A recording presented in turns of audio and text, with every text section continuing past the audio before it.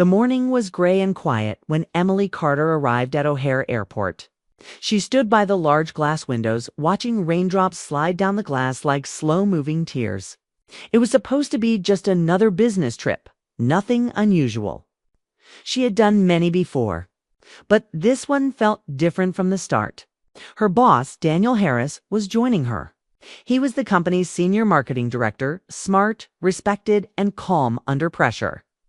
People admired him, and so did Emily, though she tried never to show it. At 32, Emily had built her career with hard work and quiet determination. She was known for her focus, her calm attitude, and her ability to stay professional in every situation. But beneath her polished smile, she often felt tired of pretending that everything in her life was perfect. Her marriage to Mark had grown distant over the years. They still cared for each other, but the laughter was gone. The small touches, the late-night talks, they had faded into routine. When Daniel greeted her at the gate, she smiled politely. He was dressed neatly in a gray suit, his hair slightly wet from the rain. "Morning, Emily," he said with that gentle voice she had always found steadying. "Ready for Seattle?" "As ready as I'll ever be," she replied with a soft laugh. Their flight was delayed due to bad weather. They found a small cafe near the boarding area and decided to wait it out. The airport was full of restless travelers and the sound of rolling suitcases, but their corner felt strangely calm. They talked about the project they were traveling for, a major deal that could bring big success to their company. But soon, their conversation drifted away from work. Daniel asked about her family, her hobbies, what she liked to do when she wasn't working. Emily hesitated, but then found herself opening up. "I used to paint," she said. "I stopped years ago. Life just got busy." Daniel smiled gently. "You should start again. People forget how to do what makes them happy when life gets serious." His words stayed with her. No one had said something like that to her in a long time. The hours passed quickly. The flight was finally announced, and as they walked to the gate, Emily caught herself noticing small things about him. The calm way he spoke to the airline staff, the faint tiredness in his eyes, the way he smiled when she joked about airport food. She reminded herself that he was her boss, a married man, and this was just a trip. But deep down, something in her had shifted. When they finally boarded, the plane was quiet, the air cool and dim. They sat beside each other, their laptops open at first, but work quickly gave way to soft conversation. Daniel shared stories from his early career mistakes, lessons, funny memories. Emily listened, smiling, feeling the kind of comfort she hadn't felt in years. Halfway through the flight, turbulence shook the plane lightly. Emily tensed, gripping the armrest. Daniel noticed and gave her a reassuring look. "It's all right." "Happens all the time," he said with a calm smile. His voice was steady, confident. For a moment, she felt safe. When the plane finally landed in Seattle, the city was covered in mist and drizzle. Their driver took them to the downtown hotel booked by the company. The lobby smelled faintly of coffee and polished wood. Emily's room was next to Daniel's. It felt both convenient and unsettling. After settling in, Daniel called her to remind her about dinner with the local partners. "Nothing too formal," he said. "Just a friendly meal." She changed into a simple dress and met him in the lobby. The restaurant was cozy, with soft lights and the faint sound of jazz. Dinner went smoothly. They talked business at first, then laughed over stories about awkward meetings and terrible coffee during past trips. At one point, when Daniel was describing his first job, Emily noticed how relaxed he seemed, his usual professional tone replaced with something softer, more human. He told her about the long hours, the pressure, and how hard it was to balance everything at home. "Sometimes," he said, "you give so much to work, you forget there's a life outside of it." Emily nodded quietly. She knew exactly what he meant. She had been doing the same for years. After dinner, they walked back to the hotel through the light rain. The streets glowed under the reflections of streetlights, the air cool and clean. They talked about books, music, and dreams they had let go of. It was easy, natural to natural. For the first time in a long time, Emily felt seen. When they reached the hotel entrance, Daniel turned to her and said, You did great today. I couldn't have handled that client meeting without you." She smiled, brushing back a strand of wet hair. "Thank you, Daniel. That means a lot." There was a pause, brief, but meaningful. The rain fell softly around them, and for that one heartbeat, the world seemed to slow down. Then Daniel nodded and stepped back. "Good night, Emily." "Good night," she replied, her voice quieter than she meant it to be.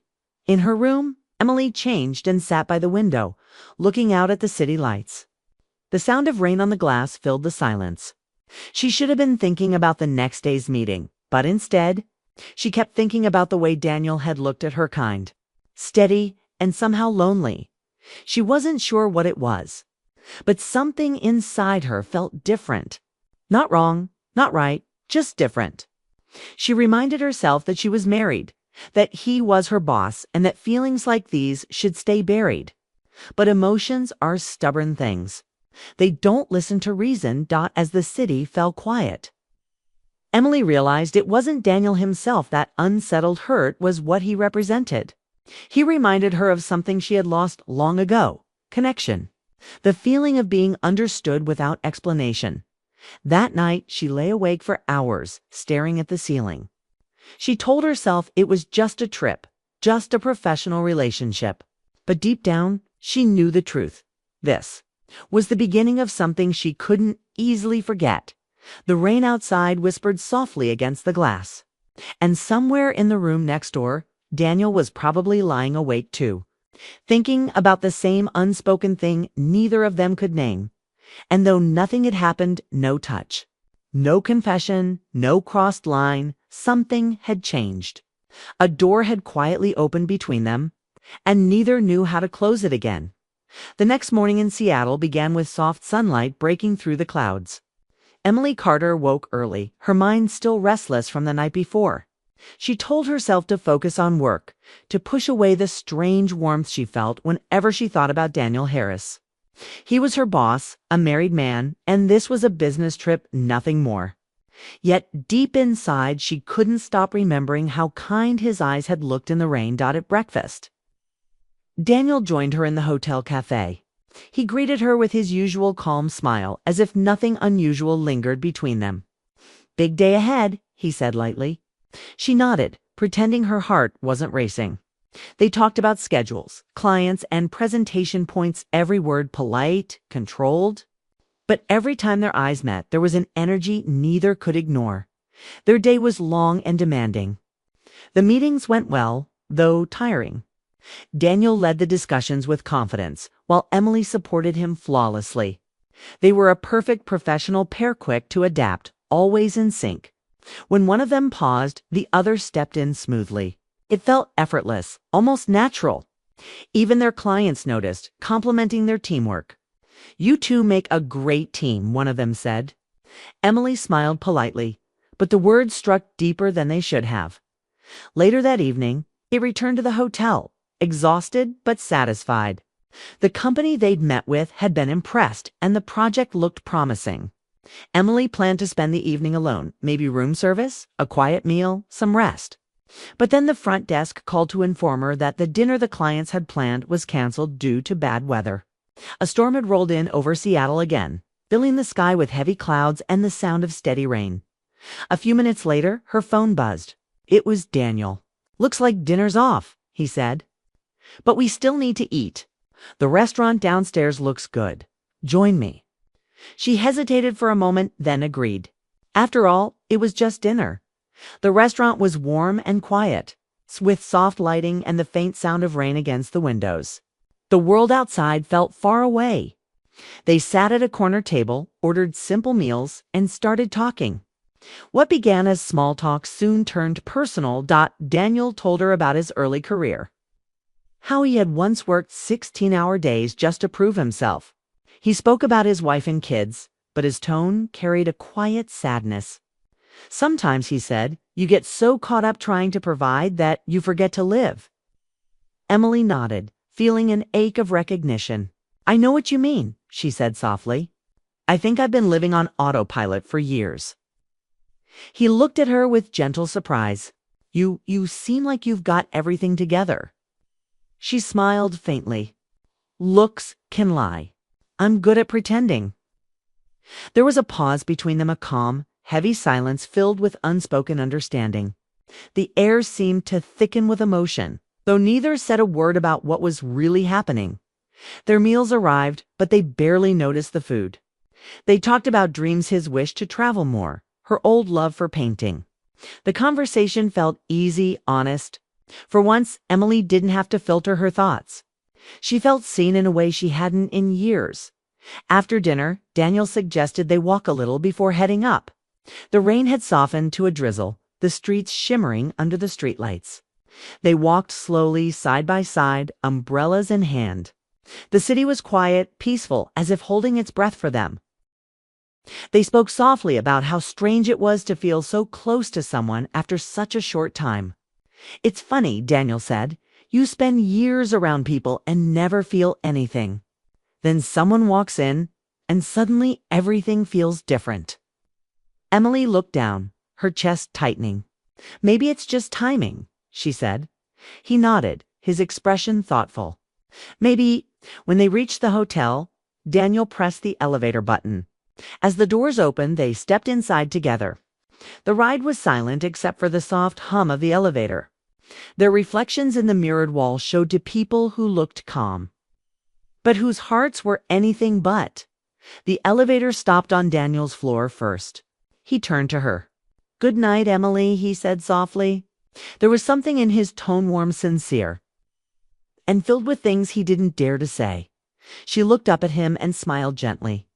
"Good night, Daniel." He stepped out and the doors closed. The moment the elevator began to move again, she exhaled a breath she hadn't realized she'd been holding. Her heart was pounding. Not because of anything that had happened, but because of what almost had. Back in her room, she sat by the window again, watching the rain fall over the city. She knew nothing wrong had happened. There had been no line crossed, no promise broken. But emotionally, something had shifted. She could feel it deep inside, the beginning of something she didn't want to name. Over the next 2 days, they continued their work with perfect professionalism. In meetings, they were calm and efficient. But during short breaks or quiet moments, the tension between them was almost visible. A passing glance, a shared smile, a simple touch when exchanging documents, all small. Harmless things that somehow carried too much meaning. Emily tried to ignore it. She told herself she was imagining it, that it was just a momentary connection between two people who understood each other. But every night, when she returned to her room and replayed their conversations in her mind, she felt the same quiet, pungent, persistent, and impossible to ignore. On the final evening before their flight back, Daniel invited her for one last dinner to celebrate finishing the project. "Just a quick meal," he said, smiling. "You earned it." She wanted to refuse, but didn't. Something in his tone made it hard to say no. They met again in the same restaurant. The same warm light, the same soft rain outside. But this time it felt different, heavier, quieter. They didn't talk about work. They didn't talk much at all. It was as if words had become unnecessary. Every look, every pause said enough. When the meal ended, neither moved. Finally, Daniel sighed. "I don't want to make things complicated," he said quietly. "But I think you know what I'm feeling." Emily's throat tightened. "Yes," she whispered. "But we both know we can't." He nodded slowly. "You're right." They walked to the elevators again, the silence between them deeper than words. At his floor, he paused, just like before. But this time, he didn't speak. He simply looked at her long enough for her to understand everything he wasn't saying. Then he gave a small nod and stepped out. When the doors closed, Emily pressed her hand to her chest. Her heart ached not because of something lost, but because of something that could never be. Back in her room, she turned off the lights and lay in the dark listening to the rain. She knew she would never forget this trip. Not because of what happened, but because of what didn't. It was a connection too deep to name. It's too fragile to survive in the real world. It was the kind of feeling that changes a person quietly, from the inside out. And though the line between them had not been crossed, both knew they had come dangerously close. The final day in Seattle came with soft gray skies and the quiet sound of rain. brushing against the hotel windows. Emily Carter woke up early, feeling a strange heaviness in her chest. Their business trip was almost over. By evening, they would fly back to Chicago, and everything that had happened or almost happened would fade into memory. Yet something deep inside her didn't want to let go just yet. When she met Daniel Harris in the lobby, he smiled in his usual polite way, but there was a gentleness in his eyes that hadn't been there before. "Ready for our last round of meetings?" Kay asked. She nodded, matching his calm tone even as her heart fluttered. The day was packed with final presentations and client discussions. They worked flawlessly, their teamwork smooth and natural as always. But beneath the professional rhythm, there was a quiet ache neither of them could ignore. Every time their eyes met across the conference table, it was like an unspoken conversation filled with questions neither dared to ask. By late afternoon, the meetings were done. The clients were pleased. The project had been a success. Their company would be proud. On paper, it was a perfect trip. But for Emily, it felt far from over. There was something unfinished between her and Daniel, something hanging in the air, waiting to be addressed. That evening, the company they'd partnered with hosted a small celebration dinner.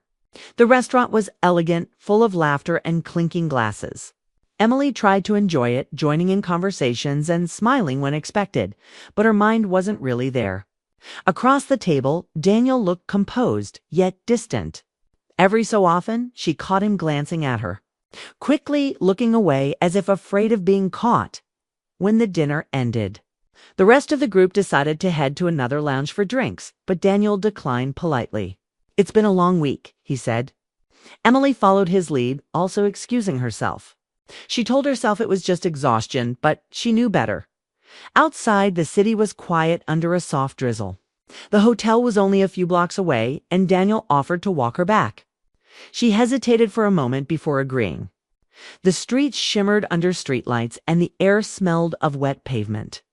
Neither of them spoke at first. The sound of their footsteps filled the silence.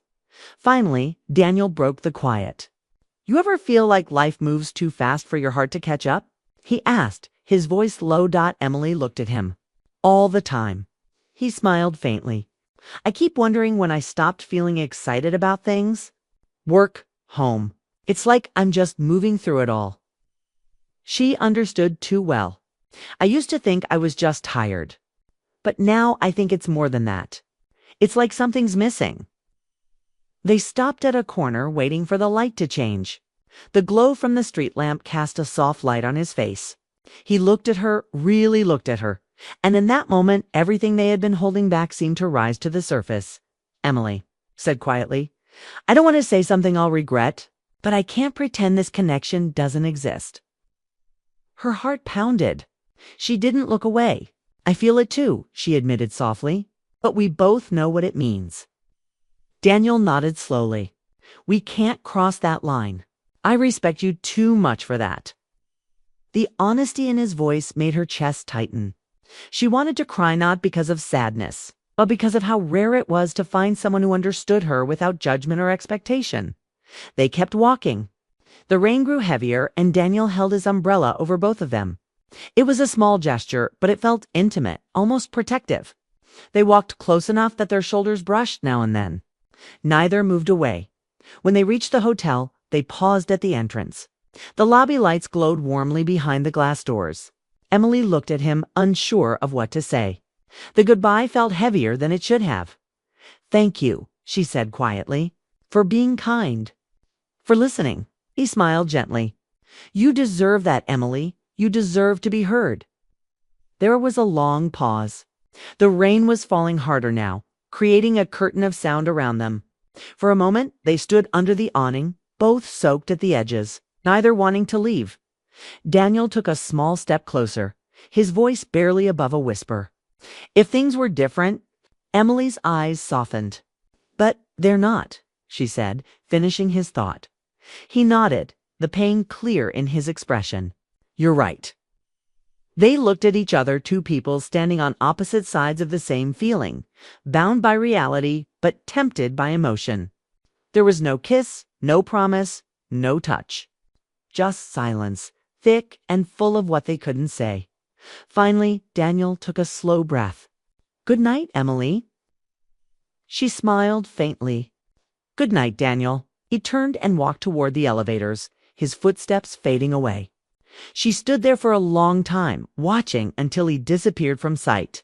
Then she turned and walked back to her room, her heart heavy yet strangely peaceful. Inside her room, she sat by the window again, the rain tapping softly against the glass. The city below was quiet, lights blurring through the mist.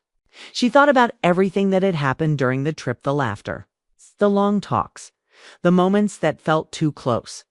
She thought about the line they hadn't crossed, and how that line was the only thing holding them together in the right way. She realized then that sometimes love isn't about being together. Sometimes it's about recognizing a connection and letting it stay unspoken, because it's the only way to protect it. Daniel had given her that kind of respect, the kind that didn't take, didn't push, didn't ruin, lying in bed. She closed her eyes and let the memory of the walk replay in her mind, the sound of the rain, the warmth of his voice, the way he looked at her when he said goodbye. It wasn't a story of betrayal or broken promises. It was a story of restraint, of two hearts that found comfort in each other, but knew where the truth had to stay. When the morning came, she packed her things and met Daniel in the lobby. He looked composed, as always, but his smile carried a quiet sadness. On the flight back to Chicago, they sat beside each other, polite but distant. They spoke about work, upcoming plans, and schedules. Nothing personal, nothing real. Yet beneath every word was the weight of everything they had shared. When the plane landed, Daniel thanked her for her hard work. "You were incredible this week," he said sincerely. She smiled. "So were you." They walked out of the airport together, but when they reached the parking lot, they went their separate ways. No promises. No plans, just an understanding that something had changed them both forever. As Emily drove home through the evening light, she felt both full and empty at once, full of emotions she couldn't express. And empty because she knew they could never be acted upon, but she also felt grateful for the reminder that connection doesn't always have to lead somewhere. Sometimes it's enough to feel it, to know it was real, and to walk away stronger. That night, as rain once again began to fall in Chicago, Emily sat quietly by her window. She closed her eyes, remembering Seattle not as a place of temptation, but as a moment of truth. Because in that quiet city, under that soft rain, two people had looked at what could have been and chosen what was right. Back in Chicago, life returned to its usual rhythm. The familiar noise of the city, the office chatter, the steady flow of emails, it all seemed the same. But for Emily Carter, nothing felt the same anymore. The trip to Seattle had changed something inside her, quietly but deeply. She sat at her desk, typing, answering calls, going through the motions. Yet her mind wandered back to moments she couldn't forget: the soft rain, the long walks, the look in Daniel Harris's eyes when he said goodbye. It had been 2 weeks since their return. The project they had worked on was a success, and everyone in the company praised their teamwork. To everyone else, Daniel and Emily were simply a great professional pair. But beneath that image, there was a silence between them, gentle, careful, and full of unspoken things. Daniel had returned to his calm, composed self. He was polite, professional, and focused in meetings, never crossing boundaries. Yet his tone with her had changed. Still kind, still respectful, but distant. It was as if he had built a wall between them, not out of coldness, but out of necessity. And Emily understood why. She did the same. She smiled when he walked by, discussed work clearly, and kept her voice steady. But every time their eyes met, she felt that same quiet ache in memory of what almost happened. At home, things felt different, too. Her husband, Mark, noticed her silence. "You've been somewhere else lately," he said one evening as they sat across from each other at the dinner table. Emily forced a smile. "Just work stress," she said quickly. But she could tell he didn't believe her. He looked at her for a long moment, then nodded and went back to his meal. That night she lay awake, staring at the ceiling. She thought about her marriage, her choices, and the woman she had become. She hadn't done anything wrong, yet guilt lingered in her heart not because of an action, but because of a feeling. She missed something she never truly had. Days turned into weeks. Emily buried herself in work, trying to regain her focus. Daniel and she barely spoke outside of meetings now. It was easier that way. Still, sometimes in the middle of a presentation, when he made a familiar gesture or smiled at a client, she would feel that same warmth that had once pulled her in. One afternoon, Daniel called her to his office to review a new campaign. She walked in, keeping her professional mask firm. He greeted her with his usual calm smile and gestured toward the chair. "Close the door, please." Her heart skipped a beat, but she did as he asked. For a moment, there was silence. He looked at her, his expression thoughtful. "Seattle was complicated," he said softly. Emily's breath caught. She didn't expect him to bring it up. "Yes," she said quietly. "It was." Daniel leaned back in his chair, sighing. "I thought about it a lot. About what we said. What we didn't say. So have I," she admitted. He nodded slowly. "I care about you, Emily. You're one of the best people I've worked with. But I realized something important after that trip." She waited, her hands tight in her lap. He met her eyes. "We always have a choice to do what's easy or to do what's right."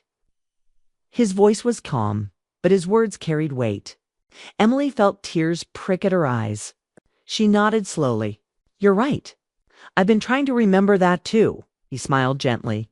"We didn't cross any lines, and I'm grateful for that, because it means we can keep our respect for each other and for ourselves." There was a long silence between them. Not awkward, just full of quiet understanding. It wasn't a romantic silence anymore. It was one of closure, of acceptance. Finally, Daniel said, "Let's move forward. We have good work to do." Emily smiled, wiping her eyes quickly. "Yes, let's."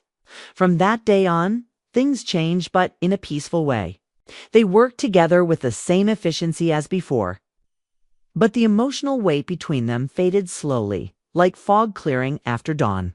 They both knew the truth about what they had shared. But they also knew it was something meant to stay in the past. Outside of work, Emily began to focus on herself again. She started painting a hobby she had long abandoned. The first time she picked up a brush, she felt something come alive inside her.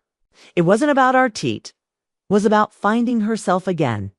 She realized that what had drawn her toward Daniel wasn't romance alone, it was the reminder that she still had dreams, that she still wanted to feel something meaningful in her life. Over time, she started to reconnect with her husband, too. They talked more, went out for walks, laughed at old jokes. It wasn't perfect, but it was real. She told herself that love wasn't always about sparks, it was about choosing someone every day. Even when things grew quiet, months passed. The Seattle trip became a distant memory, like a story she once lived in another lifetime. But sometimes, when it rained, she still thought about that night standing with Daniel under the streetlight.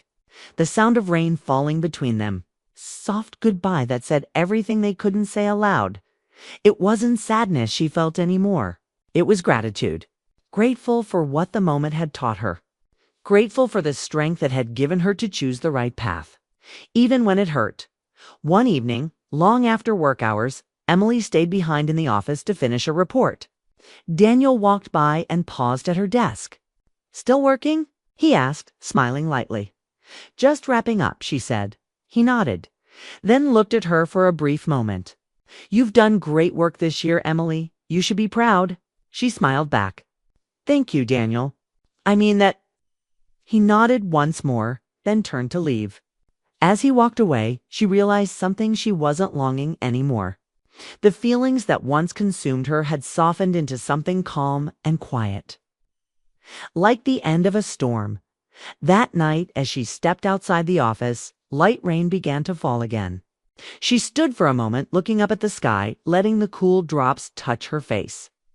And she smiled not because of the past, but because of how far she had come since then. Emily had learned that sometimes love isn't meant to be lived. It's meant to be understood. Some connections exist not to stay, but to teach. And though she and Daniel had gone their separate ways emotionally, the respect between them had turned into something lasting, something real, in the end. Seattle wasn't a story of infidelity. It was a story of self-discovery, restraint, and quiet strength. It was about two people who could have made the wrong choice. But didn't two hearts that found understanding without crossing a line? And sometimes, that's the purest form of love there is, the kind that doesn't demand, doesn't take, and doesn't destroy. The kind that reminds you who you truly are. As Emily drove home through the city lights, she realized that life had quietly given her a second chance not to rewrite her story, but to live it better, and for the first time in a long while, she felt at peace. The next few days turned into a gentle rhythm. Luke would stop by after work, sometimes with groceries, sometimes with coffee, sometimes just with quiet company. He fixed the broken light in the hallway, helped her carry boxes from the attic, and even cleaned the gutters one weekend. She tried to protest, but he just smiled and said, "I need something to do after work anyway." Each time he came, the house felt more alive. There were moments when laughter returned to sound. Emma hadn't heard from herself in so long that it startled her the first time it happened. She'd laugh, and Luke would grin in that easy, boyish way of his, and for a little while, grief loosened its grip on her chest one evening. While they sat on the porch drinking tea, the sunset painted the sky orange and gold. Luke looked out at the trees swaying in the breeze and said, "You know, Mr. Harris used to drive us out to the lake on Saturdays. He was always patient when Daniel and I messed around. I always admired that about him." Emma smiled, her heart softening. "He loved having you boys around.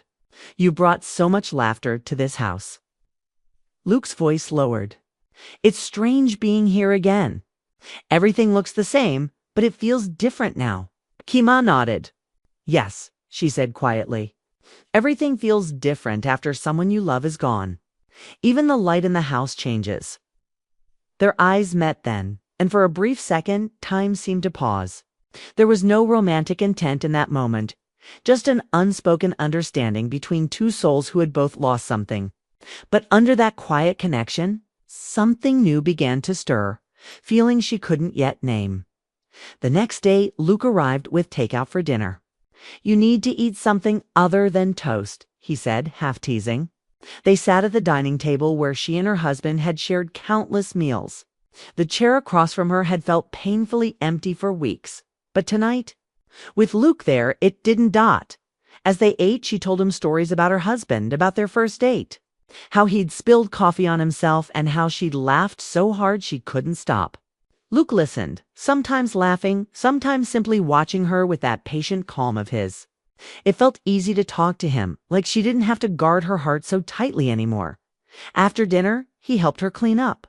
Their hands brushed while reaching for the same dish. And for just a heartbeat, she felt something warm flicker between them. She quickly looked away, her face flushing with confusion. She wasn't supposed to feel this. It wasn't right, not so soon. But she couldn't ignore that when she looked at Luke. She didn't feel broken anymore. When he stood to leave, the air between them felt heavier somehow. "Thank you for dinner," she said, trying to sound casual. He smiled softly. "No need to thank me. I like being here." Her eyes lifted. "Why?" He hesitated before answering. "Because when I walk in here, it feels peaceful. And because you remind me what kindness looks like." Those words stayed with her long after he was gone. That night, as she lay in bed, she thought about how grief and comfort could exist together, tangled and confusing. She thought about how someone who was once just her son's friend could suddenly mean so much in the following days. Luke's visits became part of her routine. Sometimes he'd bring her flowers from a local market. Sometimes he'd fix something around the house. And sometimes he'd just sit quietly beside her, watching the rain. They didn't need to fill every silence. Their presence was enough. One evening, while Luke was fixing a loose cabinet handle, Emma stood by the counter, watching him. He had grown into a kind, dependable man. She suddenly remembered him at 17, laughing in her backyard, covered in mud after a soccer game. Time had changed him, but that same gentle nature was still there. When he caught her watching, he smiled. "What?" "Nothing," she said quickly, turning away. But inside, her heart was trembling. Not in sadness, but in something that felt almost like hope. As he packed his tools, he looked at her and said softly, "You know, you don't have to face everything alone." Her throat tightened. "Sometimes it feels like I already have." He shook his head. "You don't have to anymore." That night, after he left, she sat in the living room, surrounded by the quiet once again. But this time, the silence didn't hurt as much. It felt different, lighter, because she knew he'd be back tomorrow, for the first time since losing her husband. Emma felt a spark of life returning, small, fragile, but real. She didn't understand it yet, didn't dare name it. But somewhere deep inside, she knew. Luke wasn't just visiting out of kindness anymore. Something was changing between them. And the thought both scared and comforted her at once. The days grew shorter, and the mornings carried a crisp chill. Emma found herself waking up earlier than usual, not because she wanted to, but because she expected Luke's knock. She tried to shake the thought, telling herself it was too soon, that she wasn't ready to let anyone into the quiet corners of her life. But when the knock came that morning, hesitant and soft, her heart leaped. Luke stepped in, brushing the dampness from his jacket. His smile was easy, familiar, and somehow comforting. "Good morning," he said. "I thought I'd bring breakfast this time." "Pancakes." Emma smiled genuinely, a warmth spreading through her chest.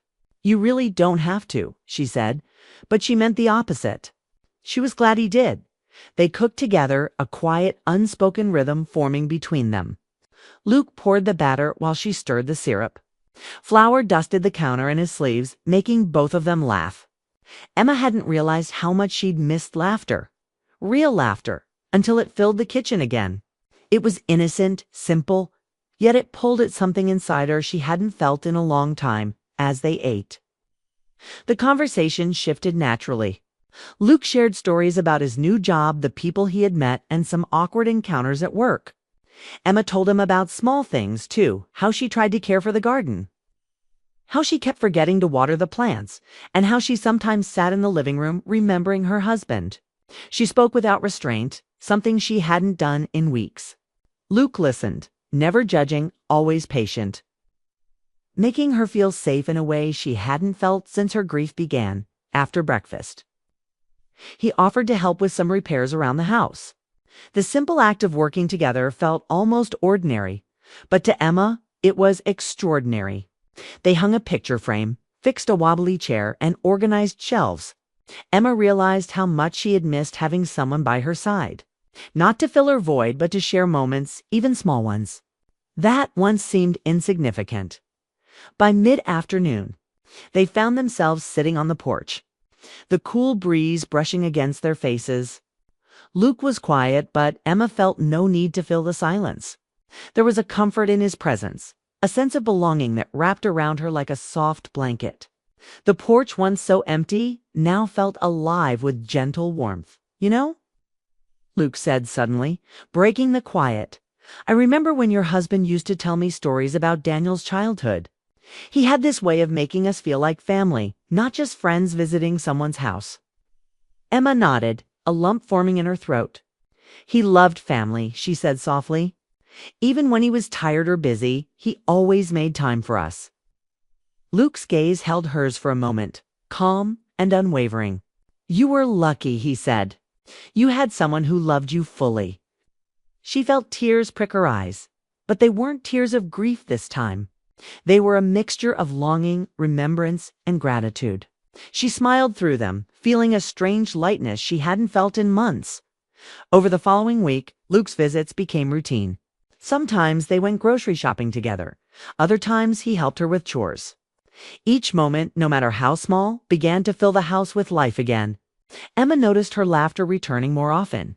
She caught herself smiling over little things, Luke's jokes, his awkward attempts at cooking, and the way he would sometimes hum quietly when he thought she wasn't listening. One rainy afternoon, they sat by the window, watching raindrops race down the glass. Emma spoke of her husband, of the memories that made her ache, and Luke simply listened. He didn't try to offer advice or platitudes. His presence alone was enough, a reminder that someone could care without trying to fix her heart. That evening, while they prepared dinner, flour on their hands and aprons dusted with it, Emma laughed so hard at Luke's attempt to flip a pancake that she almost fell off her chair. Luke grinned, cheeks flushed, and she realized she hadn't felt this carefree in years. The house, which had once been a sanctuary of sorrow, now felt warm again. As they cleared the table, Emma caught herself watching him. There was a quiet, steady kindness in his eyes, a patience that made her feel safe. She didn't fully understand what was happening, this stir in her chest, but she didn't want to fight it. For the first time, she allowed herself to feel a small spark of something beyond friendship. Later that week, Luke stayed to help organize the attic.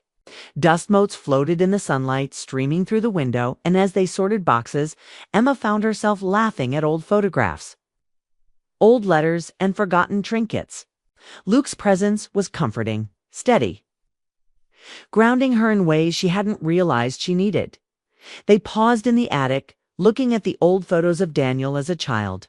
Emma smiled, touched a picture, and whispered, "He was such a little troublemaker." Luke laughed softly.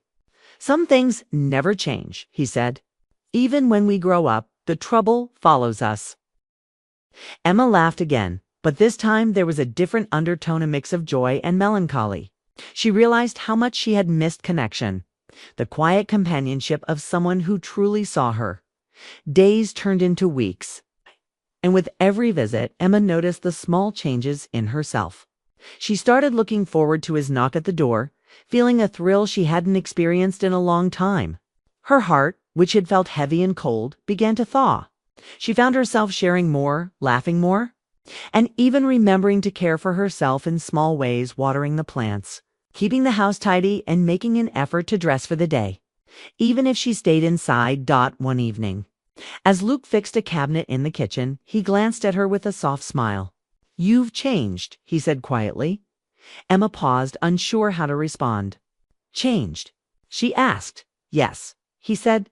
"You're lighter, happier in a way I haven't seen in months." Her heart skipped a beat. Could he really see it? Could anyone see the subtle shifts in her emotions? She swallowed hard, feeling a flutter she didn't understand. "Maybe," she said softly, looking down at her hands. He set the screwdriver down and turned toward her. "You deserve to feel that way," he said. "You've carried so much alone. You don't have to anymore." Emma felt warmth flood through her chest, a combination of relief, hope, and something more she couldn't name. She realized in that moment that her heart was opening again, not to replace the love she had lost, but to allow herself to feel, to connect, to live. That night, after Luke left, Emma sat by the fireplace, reflecting on the week. The house still carried memories of her husband, but it no longer felt empty. Luke's presence had brought life back into her world. She realized that grief and healing could exist together, that the heart could remember love while learning to embrace new warmth. For the first time in months, Emma didn't feel entirely alone. She knew that what she felt for Luke was complicated, gentle, tender, and uncertain. But it was real, and for now, that was enough. The heart, she realized, remembers warmth long after sorrow arrives. And with Luke's visits, her heart was slowly remembering its own capacity to feel again. The week had been unusually quiet. The kind of quiet that made Emma reflect on everything that had changed since Luke began visiting. The house no longer felt empty, but her heart still carried the weight of loss. Each morning she woke, hoping for the familiar sound of his knock, a rhythm that had grown comforting. She tried not to expect it too much, not to build her happiness on someone else's choices. Still, when the knock came that afternoon, she felt a flutter of anticipation she hadn't felt in months. She opened the door to find Luke standing there, holding a small potted plant wrapped in brown paper. "I thought this might brighten the porch a little," he said softly. His hair was damp from a light drizzle, and he looked nervous, as if he weren't sure how she would react. Emma blinked, momentarily speechless. "It's beautiful," she whispered. The little blue flowers reminded her of forget-me-nots, fragile and delicate, yet full of life. She stepped aside, gesturing for him to come in. He set the plant on the counter and looked around the kitchen with a faint smile. "It's still cozy," he said. "I like it this way." Emma nodded, her eyes following him as he moved about, making the space feel alive again. She hadn't realized how much the house had grown lonely until now. And Luke's presence made it feel like home once more. They settled at the kitchen table, pouring cups of tea. Luke's hand brushed hers for just a moment as he reached for the sugar, and Emma felt a warmth she didn't fully understand. She pulled her hand back quickly. But she noticed she didn't want to hide the spark that lingered between them. "You know," he said after a pause, "I've always admired your strength. Even when everything seems so hard, you carry it with such grace." Emma swallowed, touched by his words. "I don't feel strong," she admitted softly. "Some days I feel like I'm barely holding on." "You are," Luke said firmly, meeting her eyes. "Even when you feel weak, you're still standing. That's real strength." She looked at him, and in that moment, she realized how much she had come to rely on his presence, not just for help or company, but for understanding.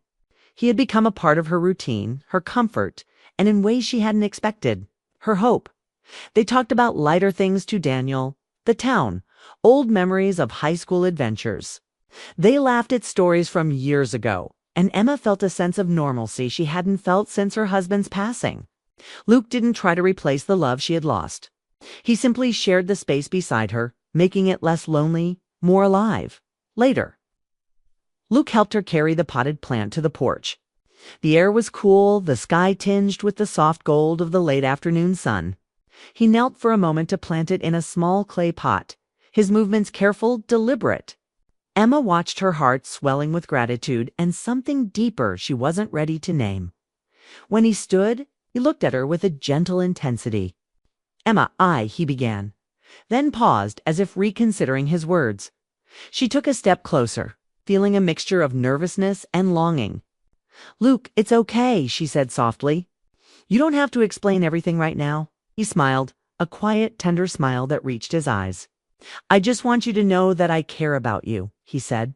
"I care about your happiness. I know things are complicated, but I wanted you to know." Her chest tightened, emotions swirling. She thought of her husband, of the love they shared, and of the void that had consumed her life. Yet here was someone who offered warmth without pressure, who allowed her to feel without judgment. She realized that grief and new beginnings could coexist, that the heart could still find room for hope. For a moment, neither spoke.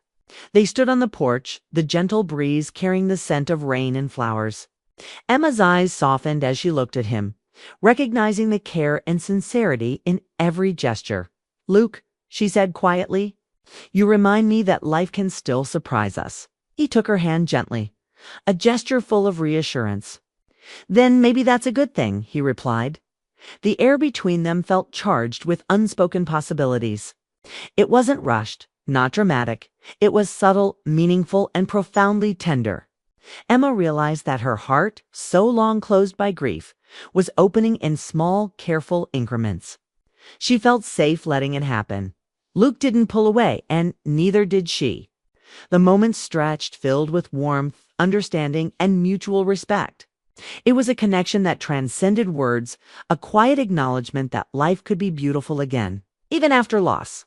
As the sun dipped lower, casting long shadows across the porch, Emma invited him inside. "Come in, Luke," she said softly. "Stay a little while?" Smiled, relief and happiness mingling in his eyes. "I'd like that," he said. Inside, the house felt alive. The walls, the furniture, even the air seemed lighter. Emma realized that Luke's presence had not only brightened her days, but also reminded her of her own strength, her own capacity to feel joy and connection again. The grieving widow she had been was still there. But now she was joined by a woman capable of embracing life once more. They sat together in the living room, tea in hand, watching the sunlight fade. Their conversation drifted from memories to hopes for the future. And Emma felt a sense of ease she hadn't known she was missing. Luke's visits had become more than comfort. They had become a lifeline, a reminder that human connection could heal even the deepest wounds by the time he left that evening. Emma felt a gentle ache of longing, not of loneliness, but of anticipation.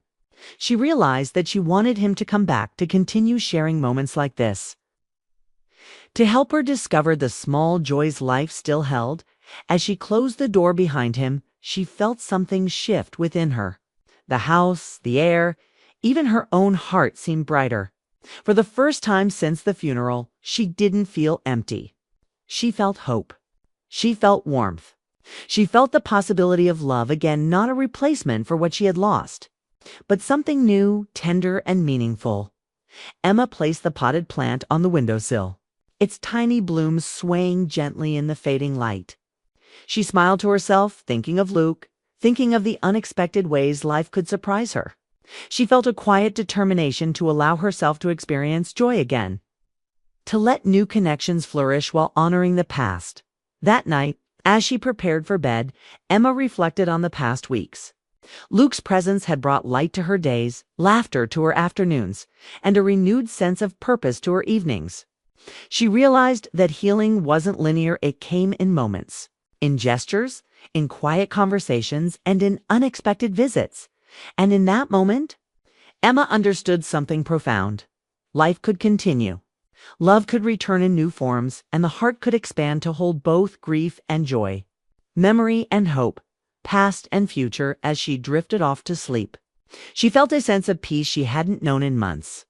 Tomorrow, she knew, Luke would come again, and together, they would continue to navigate the delicate path between loss and life, sorrow and love, memory and new beginnings.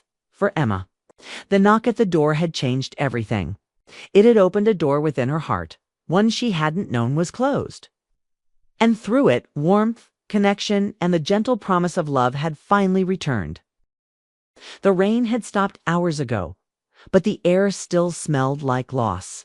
Emma Harris sat in the living room, wrapped in her late husband's blanket, staring at the dim light of the fireplace. The world outside had moved on.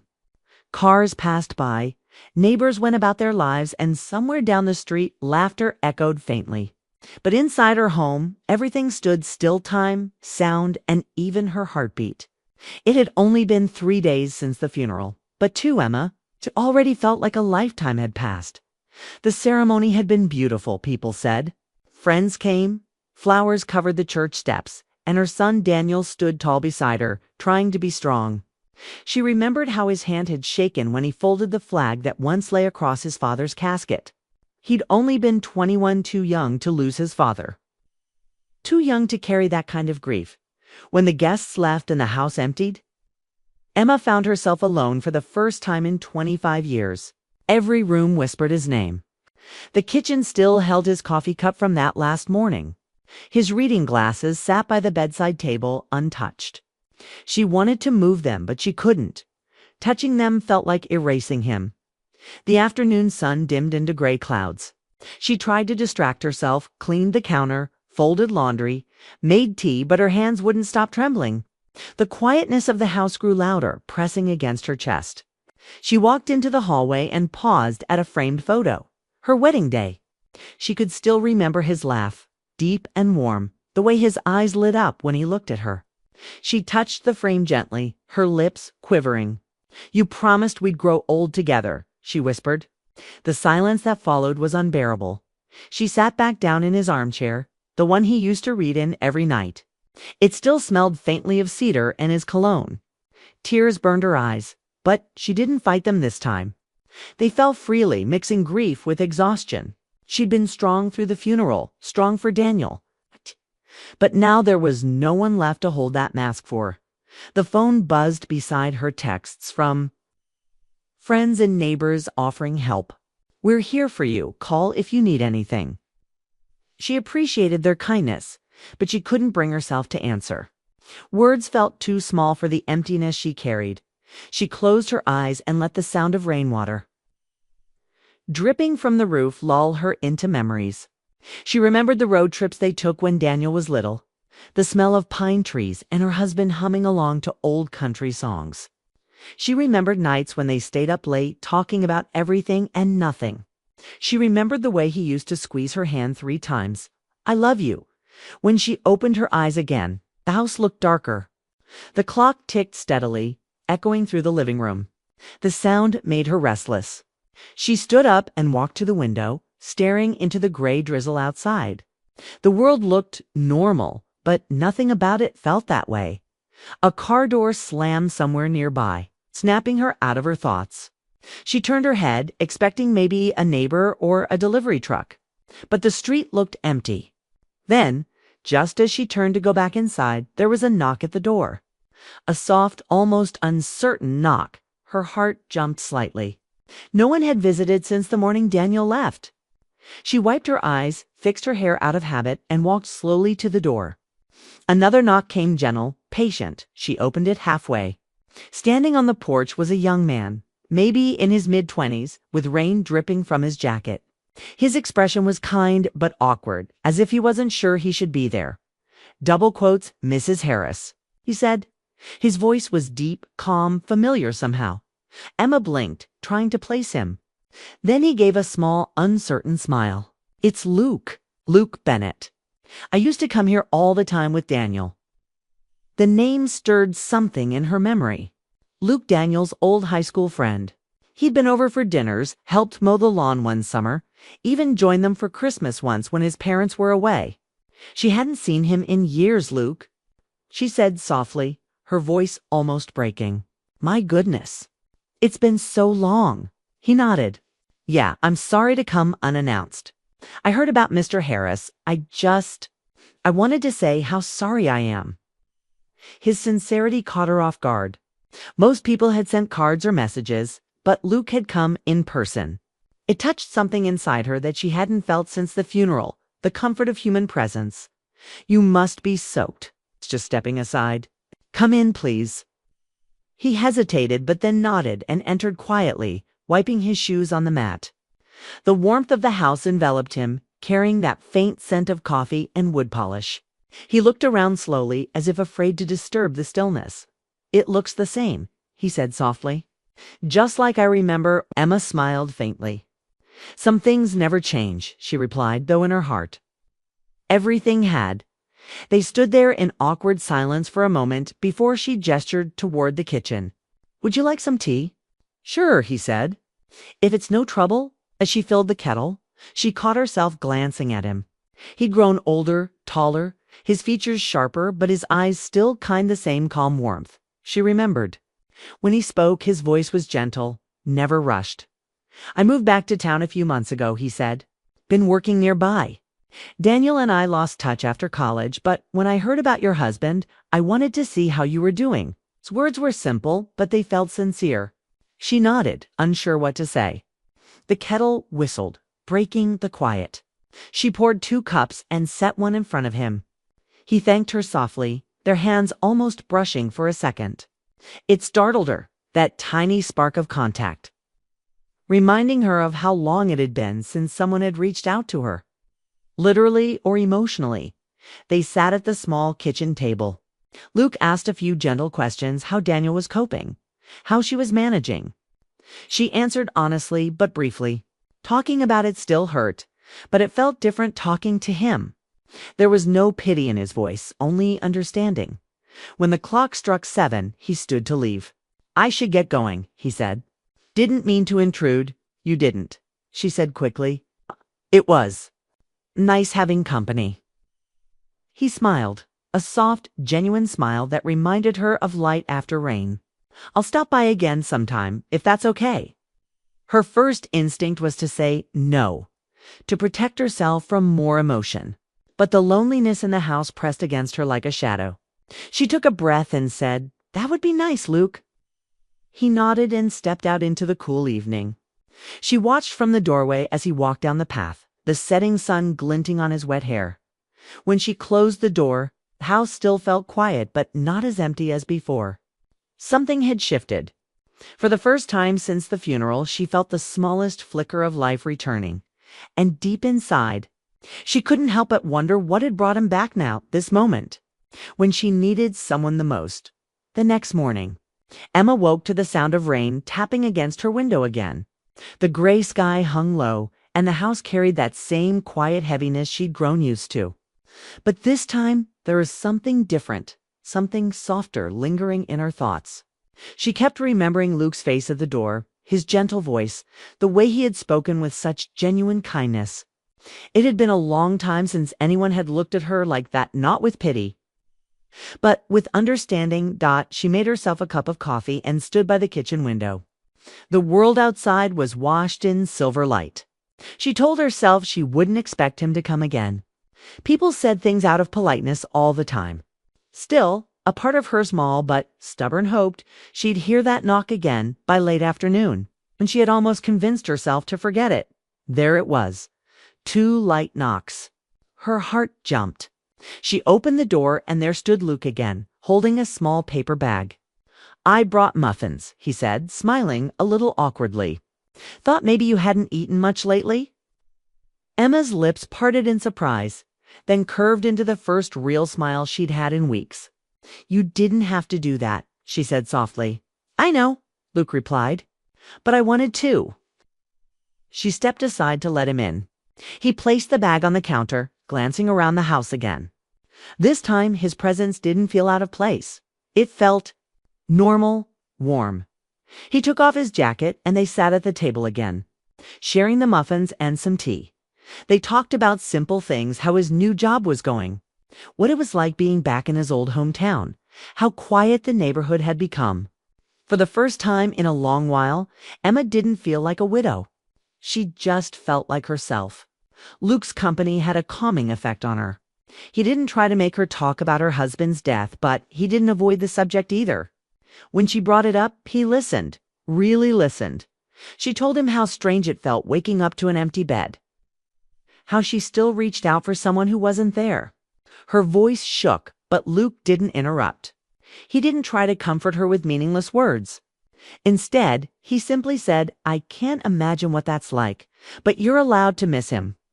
You're allowed to take your time." Those words, simple as they were, hit her deeply. Everyone else kept telling her to stay strong, to move forward. Luke instead gave her permission to just feel. That evening, when he left, he said, "I'll check on you again tomorrow if that's all right." She nodded, unable to hide the faint hope in her eyes.